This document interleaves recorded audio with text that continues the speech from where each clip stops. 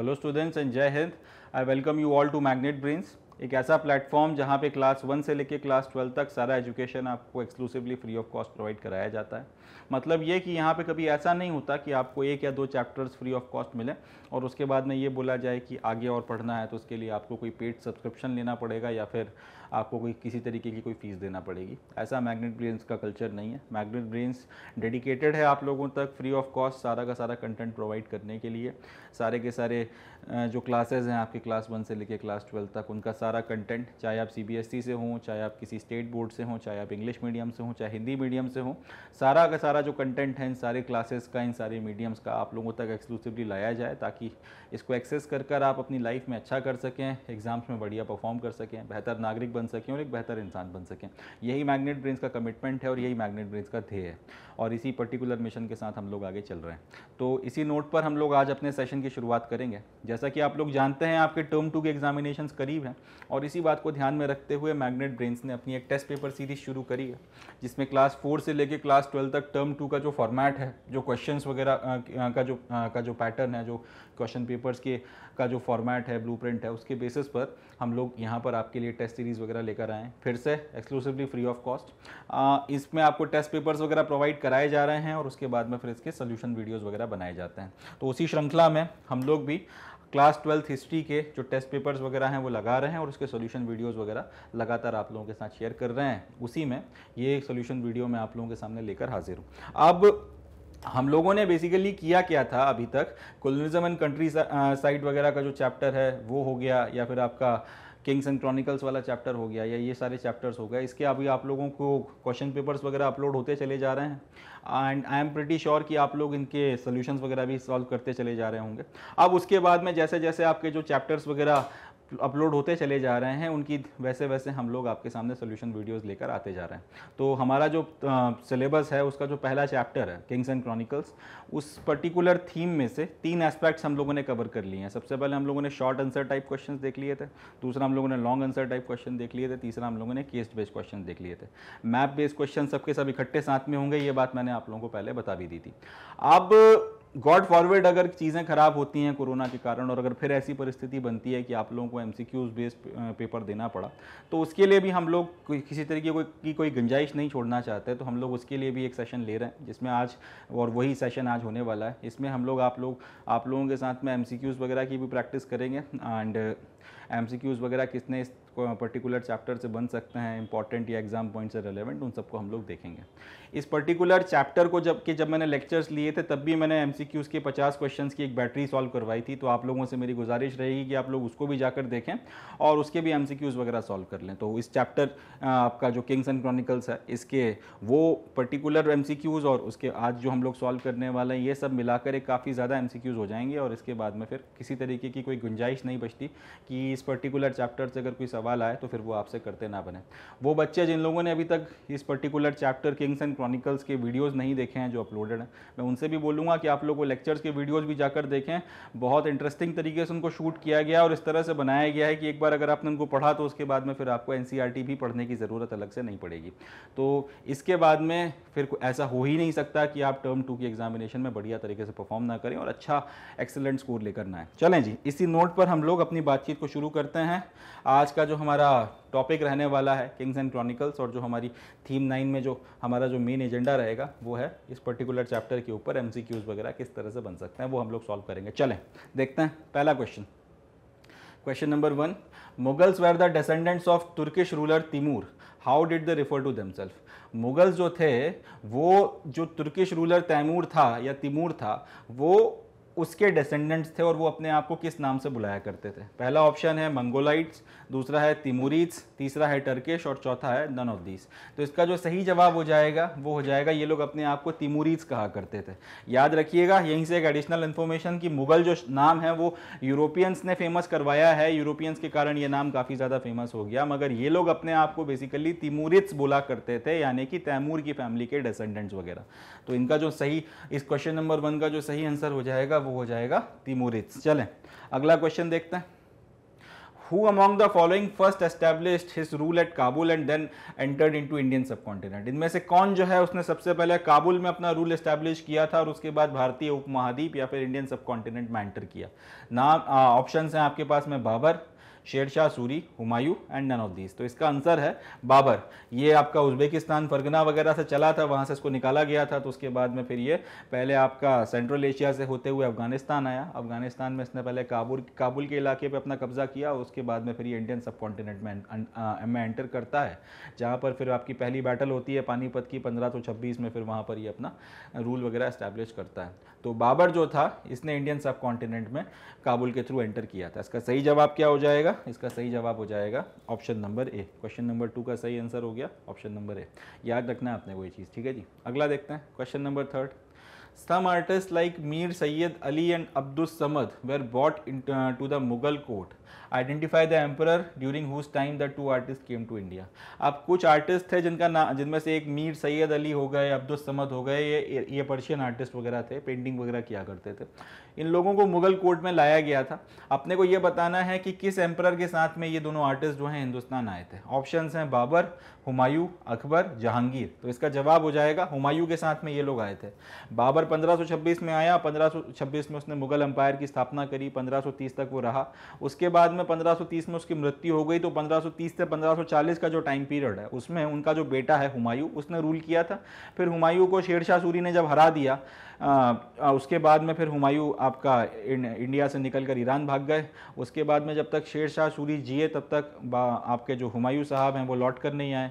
जब उसके बाद में जब शेरशाह सूरी की मृत्यु होती है, उसके बाद में हुमायूं फिर जो है पर्शिया से या ईरान से वापस लौटते हैं इंडिया की तरफ में, एंड तब ये जो दो आर्टिस्ट थे ये इनके साथ में आए थे। तो इसका जो सही जवाब हो जाएगा क्वेश्चन नंबर 3 का, वो हो जाएगा ऑप्शन नंबर बी। अगला देखते हैं।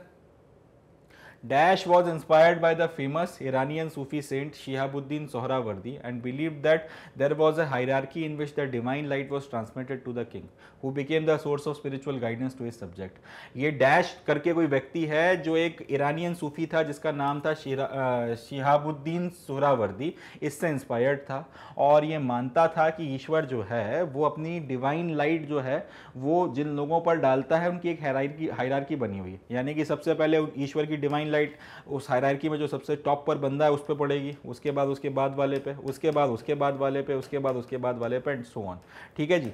तो ये जो आइडिया था बेसिकली शिहाबुद्दीन सोहरावर्दी का था, और इस पे भरोसा कौन करता था हमको ये बताना है कि ये जो ईश्वर की डिवाइन लाइट है हायरार्की में पड़ती है और इस डिवाइन लाइट को सबसे पहले राजा तक पहुंचाया जाता है और फिर वो अपने लोगों तक राजकाज के थ्रू इसको स्पिरिचुअल गाइडेंस के थ्रू पहुंचाता है।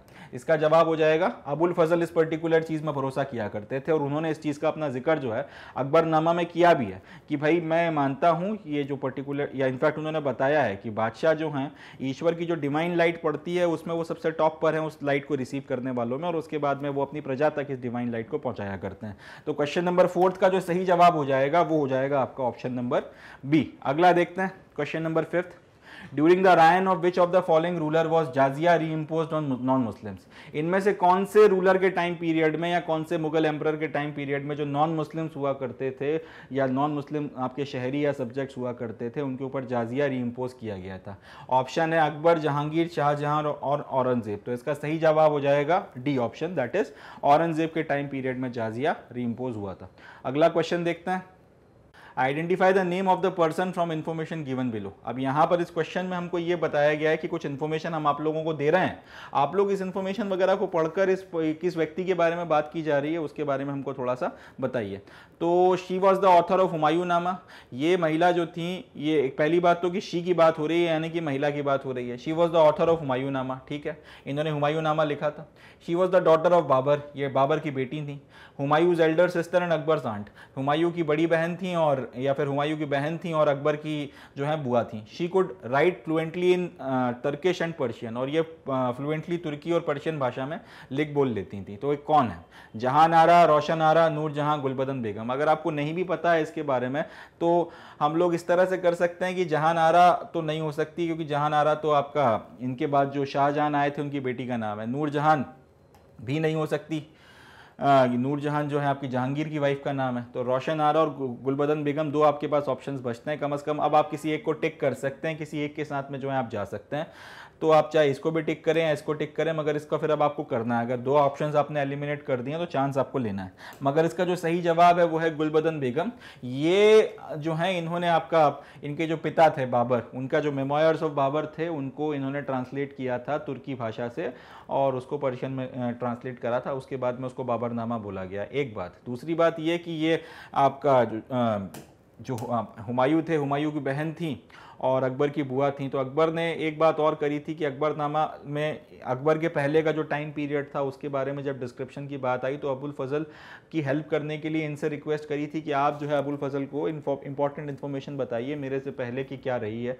मेरे पिताजी जो 10 साल 15 साल जो है बाहर रहे पर्शिया वगैरह में, कैसे ये हार गए शेरशाह सूरी से, उसके पहले कैसे रूल करते थे, उसके पहले जो 4 साल बाबर ने रूल किया था उसकी क्या कहानी थी, ये सारी इन्फॉर्मेशन वगैरह जो है आप हमें भैया बताइए ताकि हम लोग अकबरनामा में उसको लिखवा सकें। तो क्वेश्चन नंबर 6 में गुलबदन बेगम ने जो ये गुलबदन बेगम जो हैं इन्होंने ये सारी ये इसका जो है जवाब हो जाएगा क्वेश्चन नंबर 6 का, वो है गुलबदन बेगम। ये सारे के सारे काम गुलबदन बेगम के किए हुए हैं। अगला देखते हैं question number 7, identify the name of the person from the information given below. अब आपको कुछ इन्फॉर्मेशन दी गई है और उसके बेसिस पर आपको व्यक्ति का नाम जो है वो बताना है। पहला, he was the author of Akbarnama. His book is divided into 3 books. He was widely read in Arabic, Persian, Greek philosophy and Sufism. He was a forceful debater and independent thinker who consistently opposed the views of the conservative ulema. तो ये information दी है और इसके basis पर आपको जवाब देना है कि इनमें से कौन सा व्यक्ति हो सकता है। पहला क्या है, इस बंदे ने अकबरनामा लिखा था। दूसरा, इसने जो अकबरनामा लिखा है इसको 3 किताबों में डिवाइड किया गया, जिसका एक पार्ट आईने अकबरी है। इसके बाद में ये अरेबिक भाषा का भी जानकार था, ये पर्शियन भी जानता था, ग्रीक फिलॉसफी भी पता थी और सूफिज्म के बारे में भी अच्छा नॉलेज था। इसके बाद में ये फोर्सफुल डिबेटर था, यानी कि काफी ज्यादा अच्छे से अपनी बात को रखता था, बहुत बढ़िया वक्ता था। इंडिपेंडेंट थिंकर था, यानी कि सिर्फ ये नहीं है कि जो इसको बता दिया गया सिर्फ उतना ही उतना इसके दिमाग में, ये अपनी तरफ से भी बुद्धि लगाया करता था। और ये जो कंजर्वेटिव उलेमा थे, जो कट्टरवादी उलेमा थे, उन लोगों के खिलाफ था, ये काफी ज्यादा उन लोगों के विचारों का विरोध वगैरह जो है किया करता था, क्योंकि ये लोग तस्वीर वगैरह के विरोध में थे। ये बोलता था कि तस्वीर बनाई जाए एंड ऑल दैट। तो इसका जवाब क्या है, इसका जवाब हो जाएगा सही जवाब जो है, ये व्यक्ति कौन था, इसका ये आंसर हो जाएगा अबुल फजल। अबुल फजल जो है, इस बंदे ने, ये जो व्यक्ति है, इसने आपका अकबरनामा भी लिखी है। इसकी जो अकबरनामा ये 3 किताबों में डिवाइडेड भी है।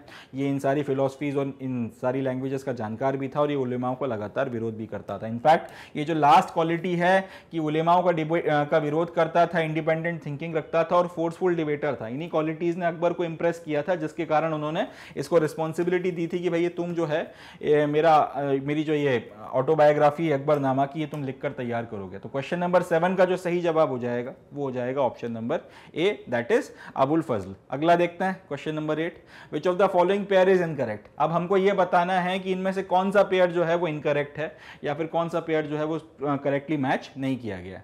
पहला, रोब ऑफ ऑनर, इसको खिलत बोला गया है। दूसरा, हेड टू फुट, सरापा।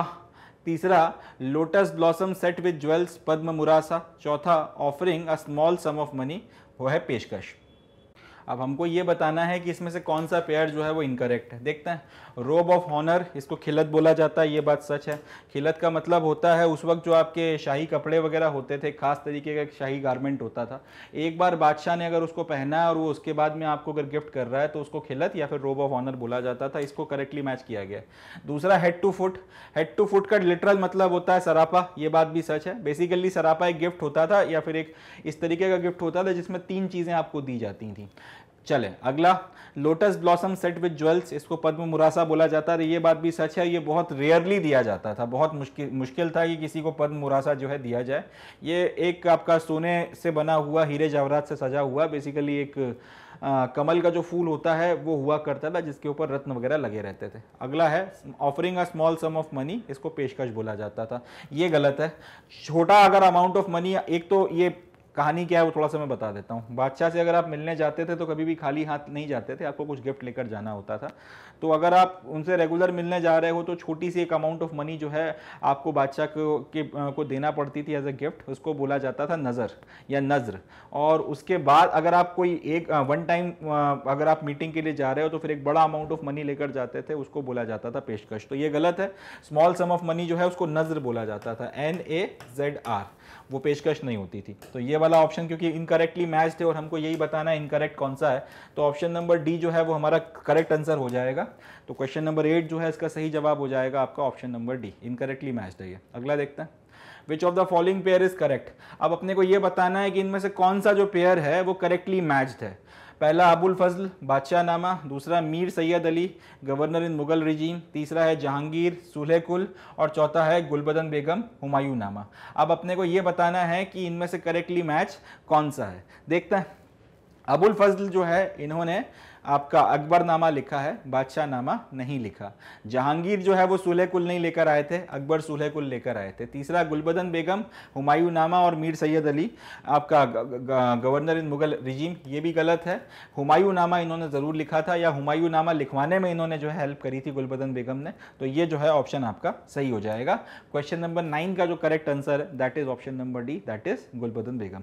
अगला देखते हैं, match the following, list number 1 and list number 2। Sijda, robe of honour, zamin bos, complete prostration, chahar taslim, kissing the ground, and khilat, mode of salutation done 4 times. ये आपको ये 4 ऑप्शन उस तरफ दिए गए हैं और यहाँ पर एक दूसरी लिस्ट दी गई है। अब अपने को इनको मैच करना है। चलें देखते हैं। इस तरीके के क्वेश्चंस में सबसे पहले जो या तो आपको जो सबसे डेफिनेटली पता हो उसको पकड़ लीजिए। सारे पता हो ज़रूरी भी नहीं है, मगर जो आपको सबसे क्लियर पता हो वो पकड़ लेते हैं। जमीन बोस का मतलब होता है किसिंग द ग्राउंड, यानी कि बी का ऑप्शन जो है वो 3 हो जाएगा। बोस जो शब्द है या जो बोसा शब्द है, ये आपका जो फारसी भाषा है या पर्शियन लैंग्वेज है उसमें बोला जाता है किसिंग को। तो जमीन बोस जो बोस शब्द है वो उसमें उसको किसिंग को बोला जाता है और आपसे जमीन बोस बोला जा रहा है, यानी कि आप जमीन को किस कर रहे हैं, किसिंग द ग्राउंड। तो बी का जो है वो 3 ऑप्शन हो जाएगा। आप वो वाले ऑप्शन ढूंढ लीजिए जिसमें बी का 3 आ रहा हो। तो ऐसा सिर्फ एक ही ऑप्शन बन रहा है जिसमें बी का 3 आ रहा हो और इसके अलावा कोई और ऐसा ऑप्शन नहीं है। तो फिर आप आंख बंद कर जो है इसको लिख सकते हैं बी का 3। हालांकि इतने आसान क्वेश्चन बनते नहीं है, तो बी का 3 और इस हिसाब से अपन ने यहाँ पे लगा दिया। क्वेश्चन नंबर 10 का जो है सही आंसर बी आ रहा है, मगर बाकी ऑप्शंस भी हम लोग देख लेते हैं। जनरली क्योंकि ऐसा होता नहीं है कि सिर्फ एक ही ऑप्शन पता हो और उसके बेसिस पे आप सॉल्व कर दो। वो इस तरीके से सेटिंग करते हैं कि आपको एक और ऑप्शन ऐसा मिलेगा जिसमें बी का 3 आ रहा होगा और बाकी ऑप्शन आपको करेक्ट लगा कर देखना पड़ेंगे। चलें देखते हैं। तो जमीन बोस में पर्शियन भाषा में बोस या बोसा शब्द का मतलब होता है किसिंग, और जमीन बोस आपने बोला इसका मतलब किसिंग द ग्राउंड। तो इस हिसाब से बी का ऑप्शन हो गया 3। अगला आपका जो खिलत है, खिलत तो रोब ऑफ ऑनर है, इसके पहले हम लोगों ने देखा था, तो डी का 1 हो गया।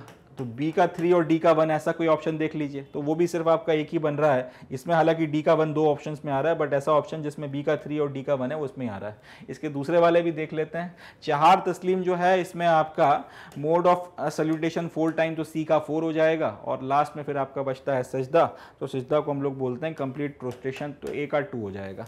ये जो फॉर्मेशन है ये सिर्फ आपको यहाँ पे देखने को मिल रहा है और इस तरह से अपने को पता चल गया कि क्वेश्चन नंबर 10 जो है उसका सही आंसर हो जाएगा आपका option number B.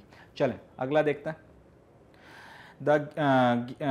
The given enormous gateway was built to. अब ये जो इनॉर्मस गेटवे है जिसकी तस्वीर आपको दिखाई जा रही है, मैं यहाँ आ जाता हूँ, इस तस्वीर को देख लीजिए आप लोग। ये जो गेटवे है जिसकी तस्वीर आपको दिखाई जा रही है, ये गेटवे क्यों बिल्ड किया गया था? पहली बात तो ये कि ये गेटवे है कहाँ पे, ये फतेहपुर सीकरी में बनाया गया है और इस गेटवे का नाम क्या है? इस गेटवे का नाम है बुलंद दरवाज़ा। अब इतना वो एग्जामिनर आपसे एक्सपेक्ट कर चल रहा है कि आपको पता है कि ये बुलंद दरवाज़ा है, इसलिए उसने ये सवाल नहीं पूछा कि इसका नाम क्या है। तो बुलंद दरवाज़ा ये जो गेटवे है इसको बिल्ड क्यों किया गया था? ऑप्शंस दे रखे हैं, remind visitors of the Mughal victory in Gujarat, remind visitors of the Mughal dynastic power, remind visitors of the Mughal architecture, none of the above. तो इसका जो सही ऑप्शन है वो हो जाएगा remind visitors of the Mughal victory in Gujarat. ये हम लोगों ने जब पढ़ा था, जब डिस्कस भी किया था, लेक्चर में भी ये बात निकल कर आई थी। एनसीईआरटी में भी ये लिखा हुआ है कि गुजरात में जो विजय इन्होंने हासिल करी थी उसके कमेमोरेशन में इन्होंने ये बुलंद दरवाजा फतेहपुर सीकरी में बनवाया था। तो क्वेश्चन नंबर 11 का जो सही ऑप्शन हो जाएगा वो हो जाएगा ऑप्शन नंबर ए। अगला देखते हैं question number 12। Study the following statements regarding the Mughal empire carefully. अब ये स्टेटमेंट जो है मुगल एम्पायर के बारे में आपको केयरफुली स्टडी करने हैं और उसके बाद में फिर आपको इसके ऊपर कोई सवाल पूछा जाएगा। तो पहले हम लोग सवाल देख लेते हैं। Which of the above statements reflecting the sulh kul policy of which of the above statement reflects the sulh kul policy of Akbar. यानी कि आपको जो 4 स्टेटमेंट है वो पढ़कर ये बताना है कि इनमें से कौन सा जो स्टेटमेंट है वो सूले कुल की जो पॉलिसी है उसको रिफ्लेक्ट कर रहा है, या फिर इससे हमको पता चलता है कि ये सूले कुल पॉलिसी जो है उसको एको करता है। चलें देखते हैं। चलें तो इन स्टेटमेंट्स को देखते हैं।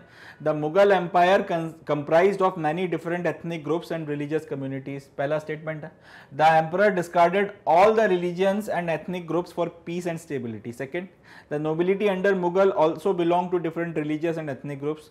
चौथा, all religions and schools of thought had freedom of expression but on condition that they did not undermine the authority of the state और फाइट अमॉन्ग देमसेल्व्स। अब अपने को ये बताना है कि इनमें से कौन कौन से स्टेटमेंट जो है सूले कुल की पॉलिसी जो है अकबर की उसको बताते हैं। तो पहला वाला है the Mughal empire comprised of many ethnic groups and religious communities. ये बात तो जाहिर सी बात है सूले कुल की पॉलिसी को बता रहा है। इसी के कारण तो सूले कुल की पॉलिसी लाई गई थी कि अलग अलग धर्मों के और आपके मतों के और संप्रदायों के मानने वाले लोग जो है मुगल एम्पायर में रहते थे। दूसरा, the empire discarded all the religions and ethnic group for peace and stability. यानी कि इन्होंने सारे के सारे रिलीजन्स को डिस्कार्ड कर दिया था, रिजेक्ट कर दिया था। ये बात तो गलत है, ऐसा तो कुछ नहीं किया गया। थर्ड है the nobility under Mughals also belong to different religions and ethnic group. ये बात सच है। एंड चौथा, सारे के सारे जो स्कूल ऑफ थॉट थे सबको फ्रीडम ऑफ एक्सप्रेशन था, बस ये शर्त थी कि बादशाह के खिलाफ मत जाना और आपस में मत लड़ना। तो पहला, तीसरा और चौथा स्टेटमेंट सही है, दूसरा स्टेटमेंट गलत है। वो सारे ऑप्शन जिसमें सेकंड स्टेटमेंट आ रहा हो उसको काट दीजिए।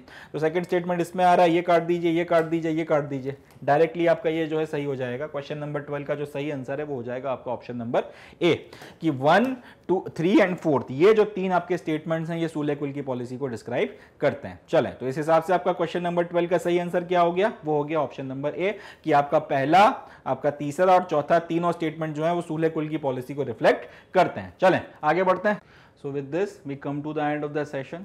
आज का जो हमारा ये सेशन रहा है इसमें हम लोगों ने हमारा जो टर्म 2 का सिलेबस है उसका जो पहला चैप्टर है आपका किंग्स एंड क्रॉनिकल्स, उसमें जो एमसीक्यूज़ वगैरह वेरियस एस्पेक्ट्स के ऊपर बन सकते थे उसका हम लोगों ने व्यू लिया है। वैसे तो आपके एमसीक्यूज़ वगैरह का पेपर नहीं होना है, बट फिर भी क्योंकि सीबीएसई ने बोला है कि हो सकता है इन सर्टन सर्कमस्टांसेस अगर कोविड वगैरह फिर फैलता है तो शायद आपसे ये ऑब्जेक्टिव टाइप पेपर वगैरह लिया जाए। गॉड फॉरवर्ड ऐसा ना हो, मगर फिर भी अगर ऐसी कोई परिस्थिति बनती है तो उसके लिए थोड़ा सा अपने पास में अंडरस्टैंडिंग होनी चाहिए। ये 12 एमसीक्यूज़ आपको बना के सिर्फ करवाने का ऑब्जेक्टिव ये था कि आप लोगों को एक अंडरस्टैंडिंग मिले कि किस तरीके के एमसीक्यूज़ वगैरह जो हैं यहाँ पर पूछे जा रहे हैं। इसके अलावा 50 एमसीक्यूज़ का अपना एक पूरा का पूरा सेट जो है वो बना हुआ है। इस पर्टिकुलर चैप्टर जो किंग्स एंड क्रॉनिकल्स को मैंने पढ़ाया था उसके बाद में लिया था, तो वो भी आप एक बार ज़रूर देख लें। वो 50 एमसीक्यूज़ और ये 63 एमसीक्यूज़ जो हैं वो मोर देन इनफ हैं। इससे ज़्यादा की आपको करने की ज़रूरत नहीं पड़ेगी, इससे ज़्यादा रिक्वायरमेंट नहीं है। तो इसी नोट पर हम लोग अपना आज का जो सेशन है इसको ख़त्म करते हैं। समाप्त करने के पहले मैं आप लोगों को बताना चाहूँगा कि आप लोग मैग्नेट ब्रेन्स की हमारी वेबसाइट्स पर जाइए। इंग्लिश मीडियम, हिंदी मीडियम, सारा जो सिलेबस वगैरह है आपको यहाँ पर free of cost exclusively provide कराया जा रहा है। हिंदी मीडियम का ये चैनल जो है अभी नया लॉन्च हुआ है। आप लोगों के में से वो बच्चे जो हिंदी मीडियम से हैं, जो लैंग्वेज में थोड़ा सा कंफर्टेबल नहीं थे इंग्लिश लैंग्वेज में, उनके लिए ये चैनल एक्सक्लूसिवली बनाया गया है और आपकी भाषा से रिलेटेड जो प्रॉब्लम्स हैं उनको ये बहुत अच्छे से डील करता है और सारा का जो आपका नॉलेज वगैरह है वो आपको हिंदी मीडियम में भी अच्छी मात्रा में प्रोवाइड कराया जाता है। तो इसी नोट पे I would be calling it the day and concluding the lecture. अपना बहुत ख्याल रखें, बहुत पॉजिटिव रहें, बहुत मेहनत करें, पढ़ते रहें और जुड़े रहें मैग्नेट ब्रेन्स के साथ में। थैंक यू, जय हिंद।